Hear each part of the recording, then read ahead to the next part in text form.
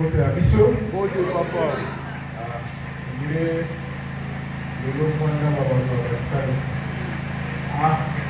C'est bien. Oya kolia photo bondela. Oya la fête ya Kère pour la Pierre Robina. Au bout de la vie. Si on arrive à tout ça là. Amen. Docteur Linzan. Oyo apesi biso na lelo. Atako yonso ekoki kozinga biso lokola makambo me omo epesameli biso. Pentecôte tobandaki yango depuis lundi. Lobi nalobaki ete nateyaki te lundi nabengaki moninga po ete moleko ezalaki mpenza na biso mpe tokontinuaki lobi tozokontinue baye tozalaki lobi nalobaki ete soki eza na bato bazosela ngai ete na bote ya kolia ya molio mosantre dimanche baoya kokuta makambo mosusu tokote ya debelo diffusion du Saint-Esprit. Amen. La Pentecôte. Lobi nalobelaki makambo mibale. Nalobelaki les promesses, les trois, les triples promesses oyo Nzambe apesaki. Et puis nalobelaki likambo oyo etali obéissance. Joël chapitre 2 verset 28 Nzambe azolaka ete na mikolo na suka bavieillard na bino bakolota bandoto bamoko bakoprofetize bamoko bakosala soki nini mais au finish tout le monde recevra les dons du Saint-Esprit. Amen. Amen. Je veux dire plutôt dans ça sur même Bassal, les serviteurs, les servantes qui sont dans vos maisons, bakosoa molimo mosala. Nzambe apesaki promesse na Joël. Réalité komanda na Joël chapitre 2 kilo Yesu ya kobotama akoma na âge ya 30 ans abanda koteya tokoma na Matthieu chapitre 16 verset 18 nayebi te esalaki bambula boni po ete elaka ya mibale eya kopesama la deuxième promesse. Esika Yesu azoloba ete Pierre, sur cette pierre je bâtirai mon église. Amen. Amen. Promesse ya mibale epesama. Lobi nalobaki na bandeko oyo tozalaki awa ete promesse oyo Nzambe apesaki na Joël ekokaki kosakomplir kokokisama libanda ya église te. Esengelaki ete cette promesse se réaliser dans l'église. Yamana Yesu na ntango na ye ya koloba ete Petero likolo na yo na kotonga eklezia nanga. Amen. Atako bongo elaka wana mpe ekokisamaki nanu te po ete l'église chrétienne n'était pas encore née. Alléluia. Yesu atei mpe kino tolongwe na Matthieu 16 toke na Matthieu 28. Allez, faites de toutes les nations des disciples, enseignez-leur ce que je vous ai prescrit et baptisez-les au nom du Père, du Fils et du Saint-Esprit. Amen. Amen. Maloba, il y a Matthieu 28, et ça lié à Maloba, Oyo Yesu, alors qui dans chapitre 16, sur toi Pierre, je bâtirai mon église. En quelque sorte, Nzambe Bito Yesu, il a tracé une ligne de conduite pour cette église naissante. Et la troisième promesse, il y a mon démonani, la Mukanda, il y a Acte chapitre 1, verset 8. Le Saint-Esprit survenant sur vous, vous serez mes témoins. À Jérusalem, Judée, Samarie, aux extrémités de la terre. Trois promesses triples. Joël 2, Matthieu 16, Acte 1, 8.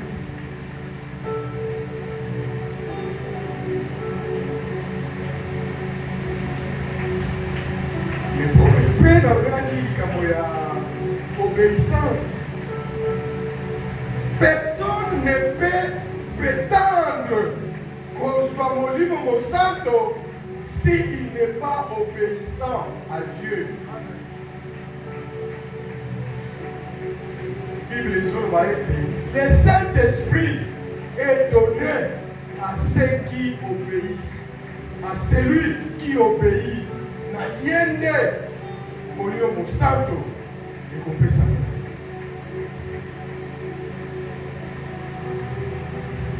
La puissance du Saint-Esprit.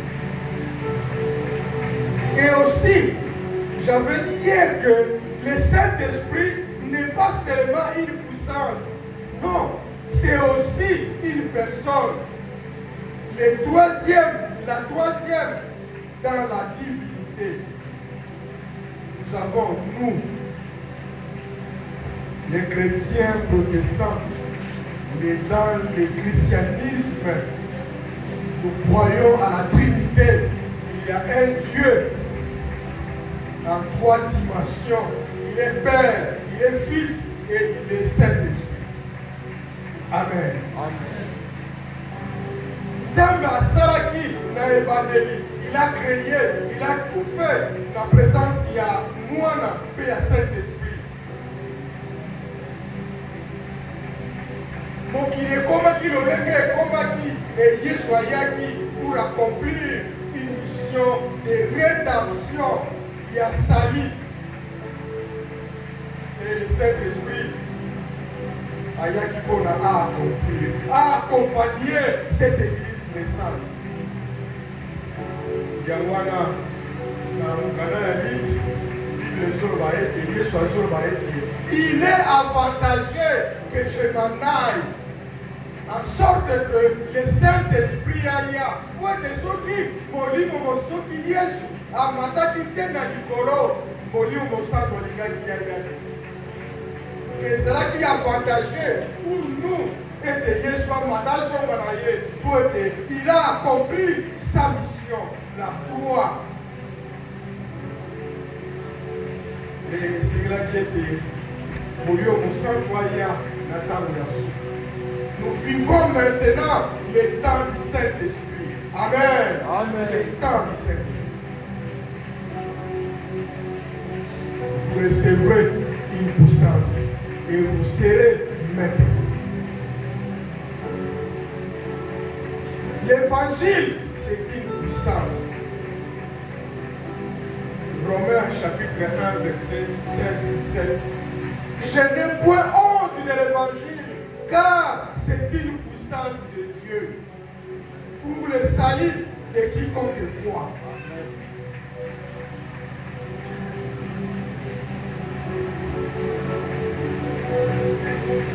Nalingi na poko ya lelo to tanga Acte chapitre 2.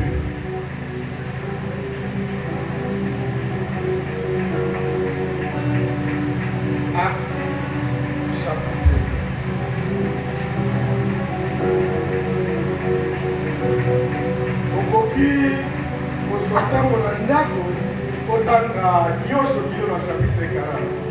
Ça te fera du bien. Tanga chapitre 2. Plutôt verset 2. Acte 2, chapitre 2. On a tout battu la table.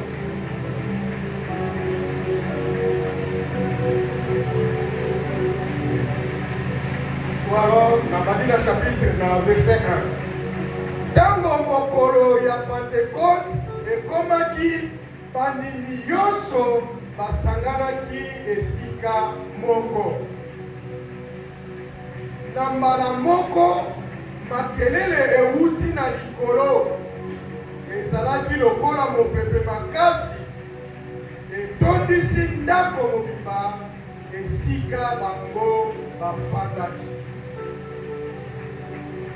Nauti oloba ete Yesu akoloba ete eza avantage, eza malamu ete ngai nazonga nakende mpe nakokende na ye akoloba ete bozala esika moko, bozala concentré, bozonga na Jérusalem, montez à la chambre haute. Restez là, restez-y jusqu'à ce que le Père va accomplir ce qu'il a promis dans Joël chapitre 2 verset 28. Restez ensemble. Tikalaki kozala lisanga. Imaginons un peu. Ce qui va dire, Jean, atukanga na penda linanga. Pierre, atukanga na zogi nanga na pêche. L'église, il y a que ça la tête des années. Pour que accomplissement, il y a promesse, il y a nzambe, et c'est là qu'il faut dépendre dans l'équipe wana ya muke oyo Yesu aponaki pour que bazala makuti les colonnes de l'église.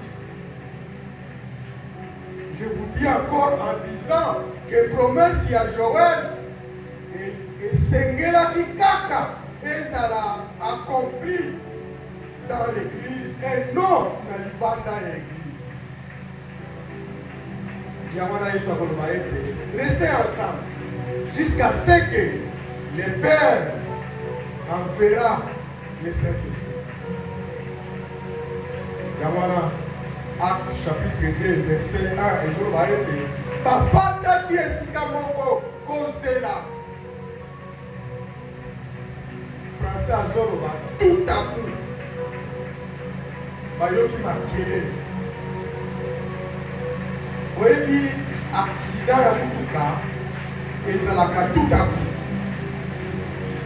moto aza na nsima frein eza lisusu te mais moto oza liboso yo ozano à l'aise mais moto aza na nsima ye ayebi ke na mutuka na nga frein eza lisusu te alors lokola frein eza te oyo aza liboso na nga akoyoka yango okomona tout à coup yango eyelaki bayekoli les 12 et Bible ezoloba ete au même moment ntango makelele wana esalami les langues de feu, c'est-à-dire bamoto na mitu na bango mpe bakomi kosakola koloba. Acte chapitre 2 verset 1 okiti kino na 14 okiti kino na 40 makelele wana ezalaki lokola lokito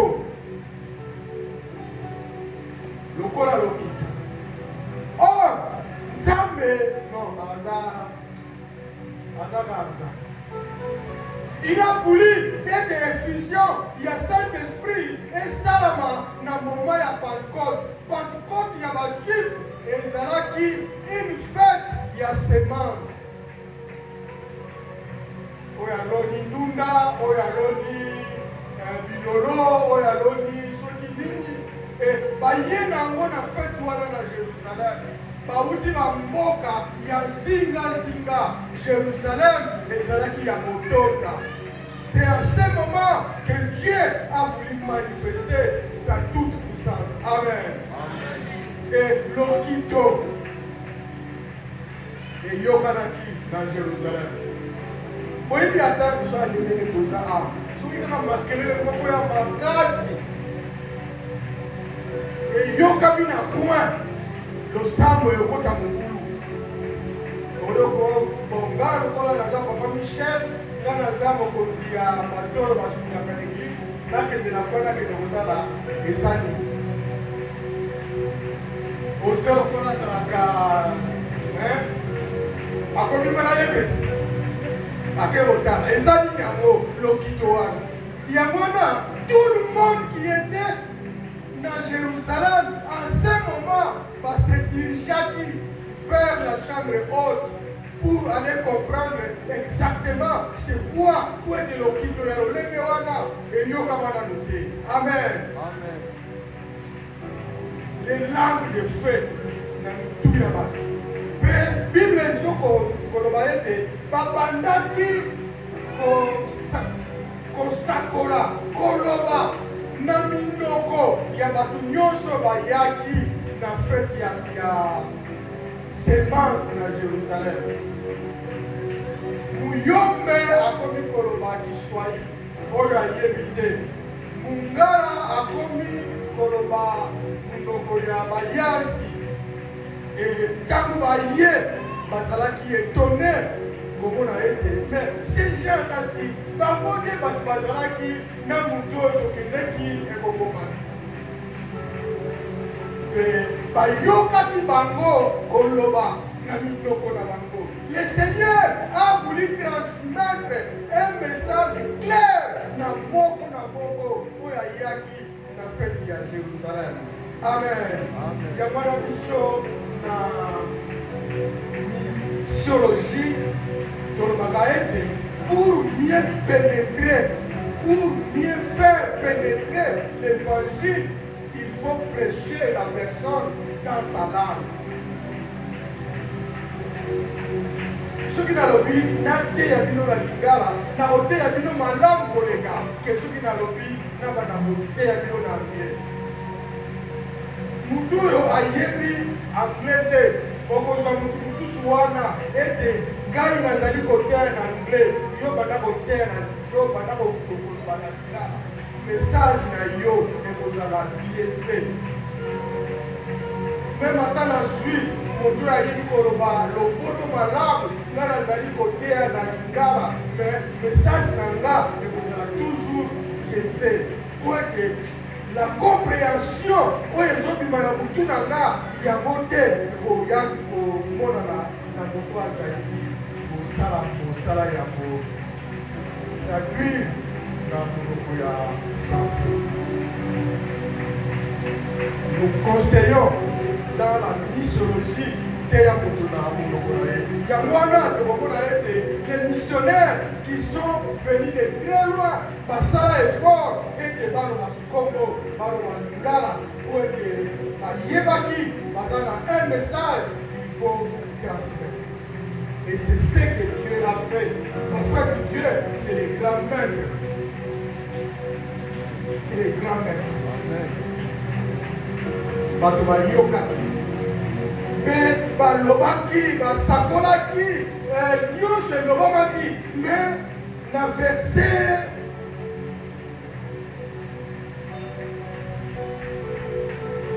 13 balobi est-ce que bato oyo balangwe te on dirait balangwe masaka.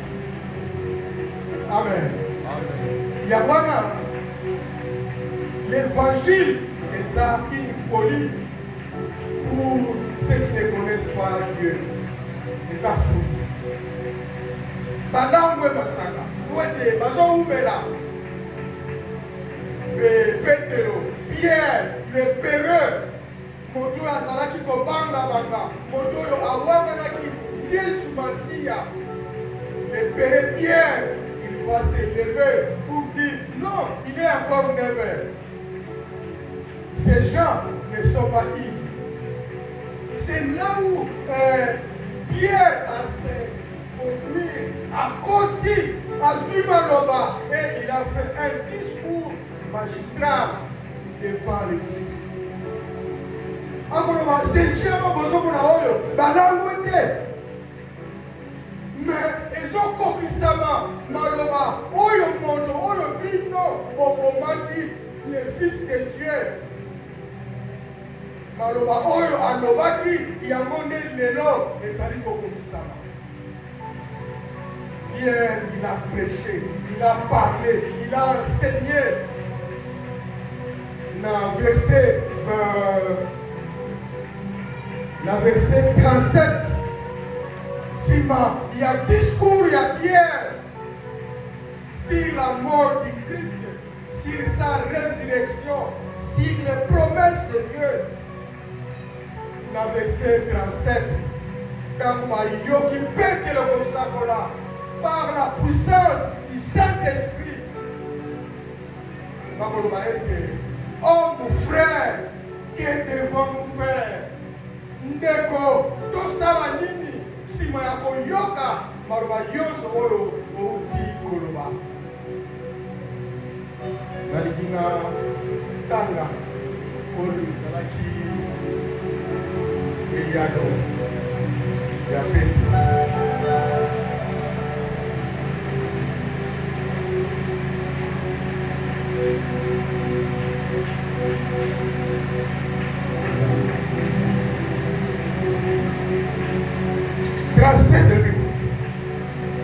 Maloba wana eyokisaki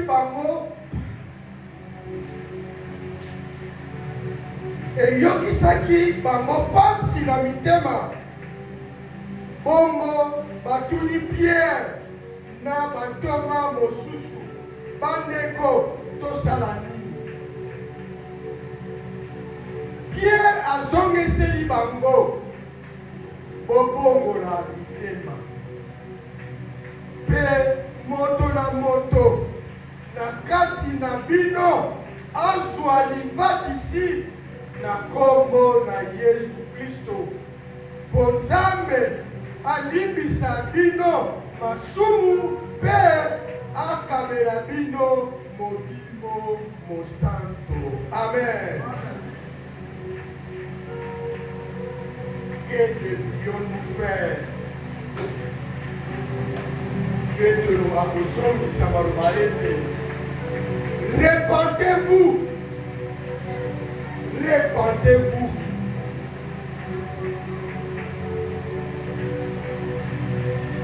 Repentez-vous de vos péchés, la repentance.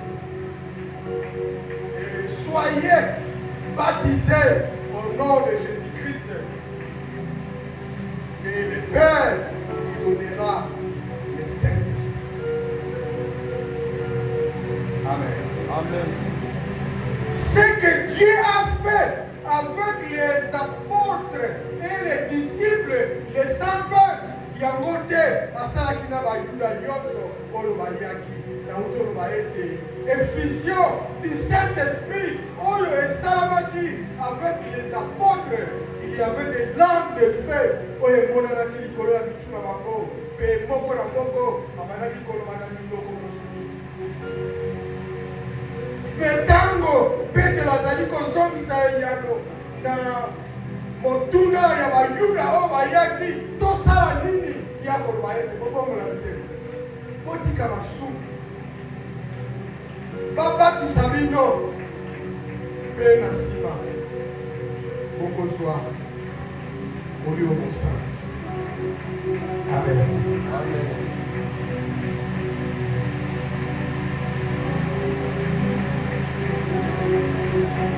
C'est comme ça, c'est ici au chapitre 2 des Actes des Apôtres que l'Église est née au chapitre 2. Cette Église que Christ a promis dans Matthieu chapitre 16, verset 18, elle était née dans Actes 2. Sur toi, Pierre, je bâtirai mon Église. La question fut posée à Pierre. Tosala nini? Pour être sika, toye ko comprendre, toye ko soslaete, esengelaki akufa, tokeyama na lolenge oyo, pona toye baete, ya solo, tozana bosenga, ya nzambe wana. Amen. Pe ya kolo baete, bobongo la bite.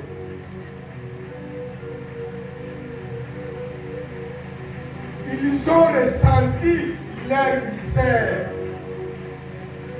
Misère eza pona moto oyo azali mbongo te.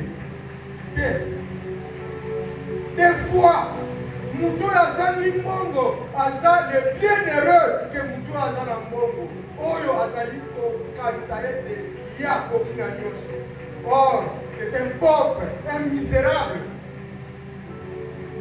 Mbongo ezanga Yesu Masia. Eza zéro. Amen. Mbongo ezanga Yesu. Les avoirs sans Christ, c'est zéro. Vanité de vanité. Mais mbongo yo, na poche na yo, na Yesu, c'est une bénédiction. C'est une grâce. Ils ont compris, les Juifs. Ils ont compris qu'aujourd'hui, c'est le jour du salut. Tous sont à bon côté, tout ça la ligne. Même après ça,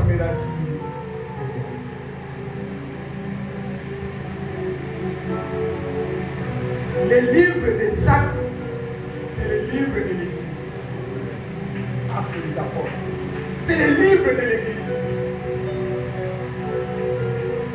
L'Église est née. L'accomplissement de la promesse.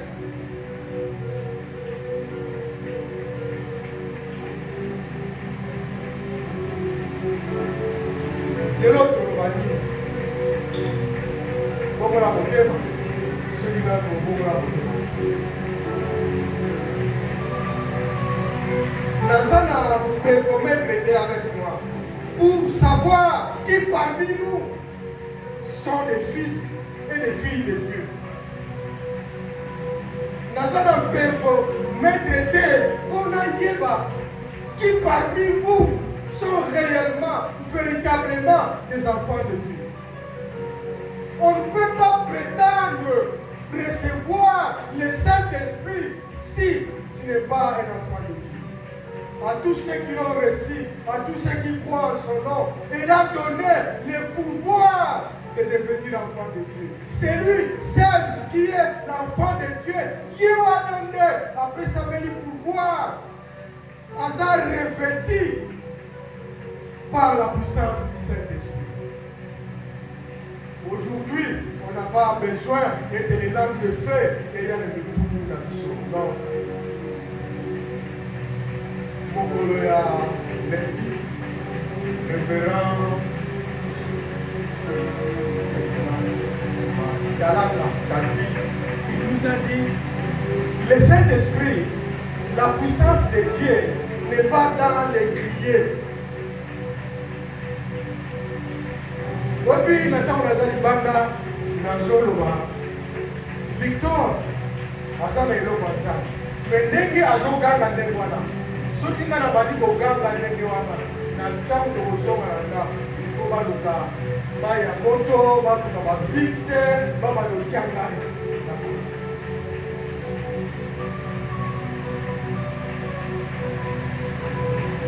La puissance n'est pas dans les criers, mais dans les criers, il y a la puissance de Dieu. Amen. Les gens bateau baganga pour être bazana nzambe. Mais les gens qui n'ont pas baganga zéro. Ton eau vide, c'est vide. Ah, c'est l'assemblant. C'est l'assemblant. Comment recevoir le Saint-Esprit, l'élo? Luc.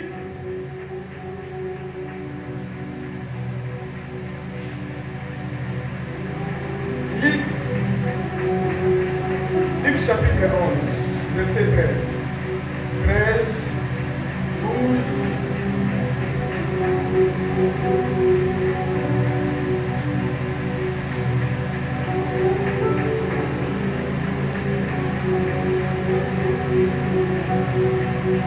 Luc 11, verset 13.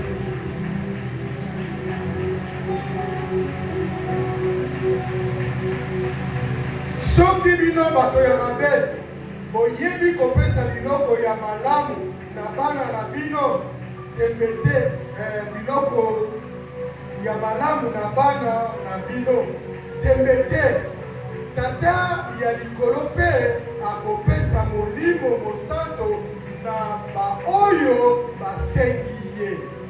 Amen. Si vos pères, Riguel qui est là, avec Yada, tous les jours, c'est que Azel ou Azoluka, il voit bien encore Riguel Azala Michel. Ce qui Jean-Paul, Azaliko, c'est pulmonaire, et de Bananaye Batanga.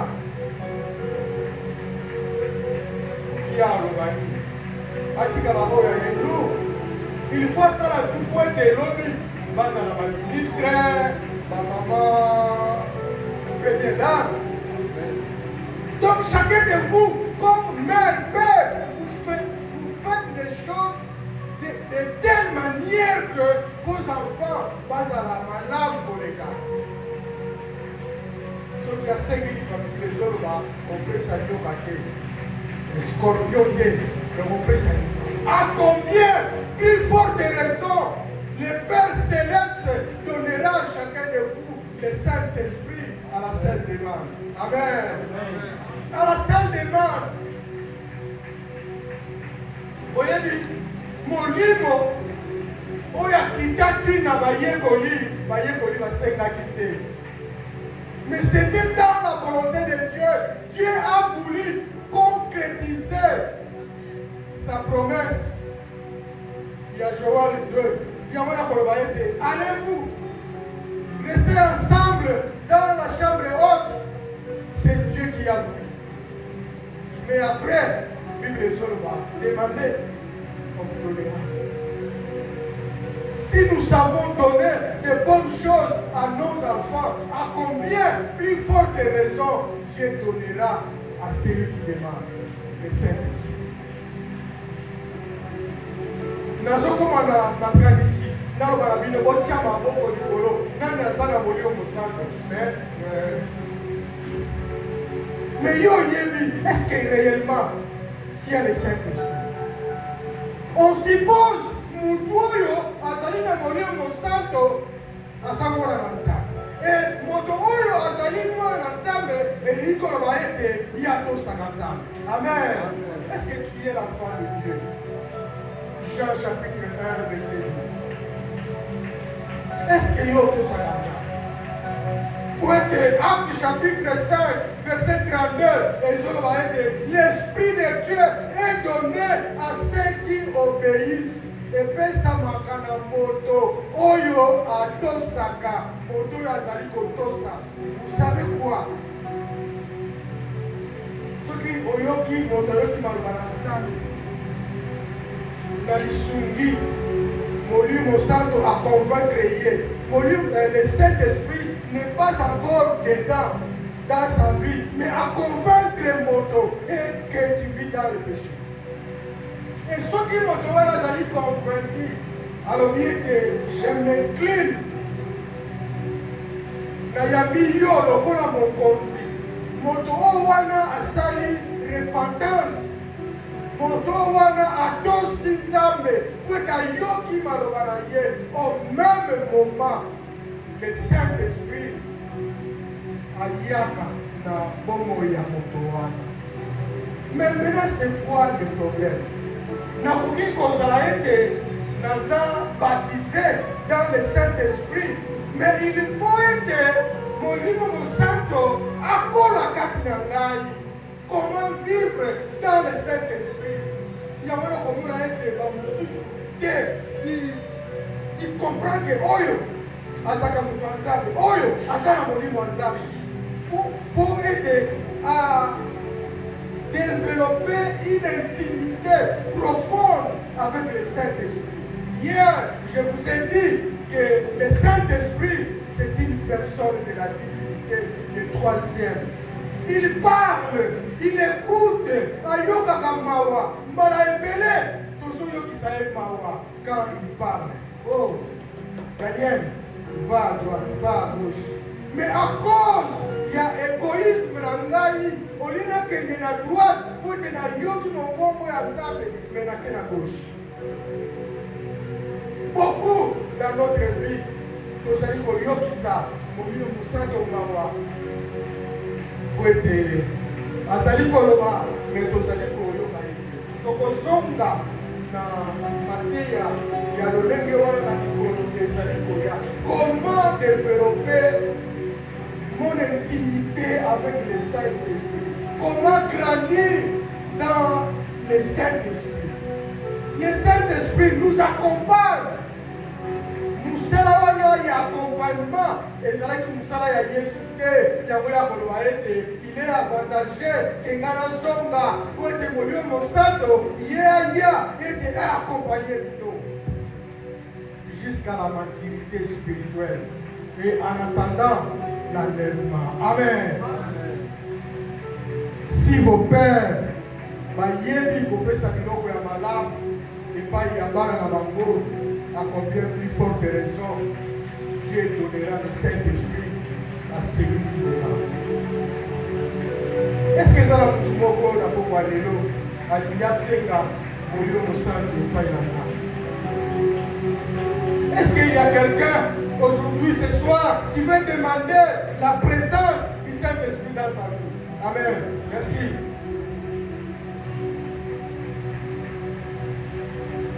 Oui, oui. Il ne faut pas tous attendre de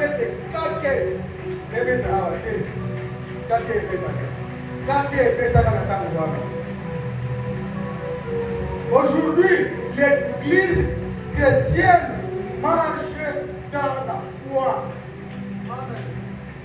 C'est dans la foi que Moto a pour recevoir la puissance, le Saint-Esprit. Et ça, na bonzambe ya nzambe akoki kosala ete na ntango molio mosantu azokota na bomoi ya moto ete bamanifestation ekoka kosala.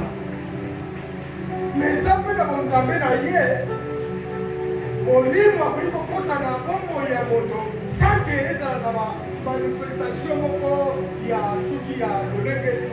C'est la foi qui compte. Kondima moto ekosala ete nzela efongwama po ete molio mosantu iyakokana bomoi.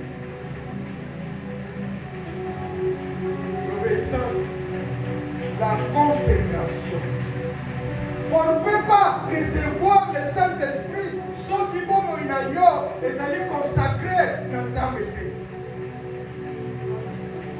J'espère que Oyebi, il y a un passage qui est dans la Bible qui dit que ne savez-vous pas que votre corps est le temple du Saint-Esprit?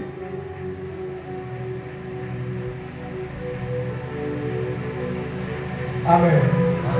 Amen. Amen. Le véritable miracle ya solo, miracle ya liboso, oyo Nzambe azosala na bomoi ya moto, eza ete moto wana bomoi ya motema. La repentance, la conversion. C'est le miracle des miracles. La conversion. Ce qui nous a dit ici, dans la fin du mois, peut-être dans les billes à moi, un jour à juin, je vais baptiser une personne. Parce qu'il a compris que c'est maintenant que j'ai besoin du Seigneur. Amen. Amen. Tosala nini Petero na mutuna ya Bayuda? Bobongo na mitema babakisa bino mpe Nzambe akopesa bino likabo ya molio mosa.